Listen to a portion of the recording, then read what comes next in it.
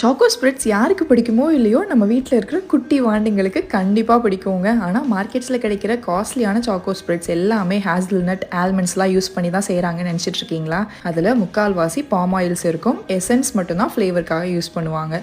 வீட்லேயே ஒரு சூப்பர் டேஸ்டியான சாக்கோ ஸ்ப்ரெட் நம்ம கையால் செஞ்சிடலாமா? நான் இன்னைக்கு முந்திரி பாதாம் வேர்க்கடலை யூஸ் பண்ணி தான் செய்ய போகிறேன். 10 முந்திரி, அரை கப் அளவுக்கு பாதாம், 1/4 கப் வேர்க்கடலையை ட்ரை ரோஸ்ட் பண்ணிவிட்டு ஆறுனதுக்கப்புறமா மிக்ஸி ஜாருக்கு ட்ரான்ஸ்ஃபர் பண்ணிவிட்டு 10 to 15 டேட்ஸ் ஆட் பண்ணி ஃபர்ஸ்ட் நல்லா கிரைண்ட் பண்ணிக்கோங்க. ஃபர்ஸ்ட் நீங்க ஸ்டார்டிங் கிரைண்ட் பண்ணும்போது பவுடரா இருக்கும். கண்டினியூஸா கிரைண்ட் பண்ணும்போது இந்த மாதிரி ஆயில் செக்ரேட் ஆகி வரும். இந்த டைம்ல 1/4 cup cocoa powder, 50 grams dark chocolate, 1/4 cup jaggery powder, கொஞ்சமா மட்டும் உப்பு சேர்த்துட்டு மறுபடியும் கிரைண்ட் பண்ணிக்கோங்க. நீங்க கண்டினியூஸா கிரைண்ட் பண்ணும்போது மிக்ஸி ஜார் சூடாக பார்க்கும். ஸோ அந்த டைம்ல மட்டும் கேப் விட்டுட்டு மறுபடியும் கிரைண்ட் பண்ணுங்க. இன் பிட்வீன் 1 டேபிள் ஸ்பூன் அளவுக்கு ரீஃபைண்ட் ஆயில் ஆட் பண்ணியிருக்கேன். அது கம்ப்ளீட்லி ஆப்ஷனல். ப்ராப்பரா ஸ்டெர்லைஸ் பண்ண ஏர்டைட்டான கிளாஸ் கண்டெய்னர்ல ஸ்டோர் பண்ணீங்கன்னா 15 டேஸ் வெளியில வச்சு யூஸ் பண்ணிக்கலாம். 1.5 months வரைக்கும் ஃப்ரிட்ஜில் வச்சு யூஸ் பண்ணிக்கலாம்.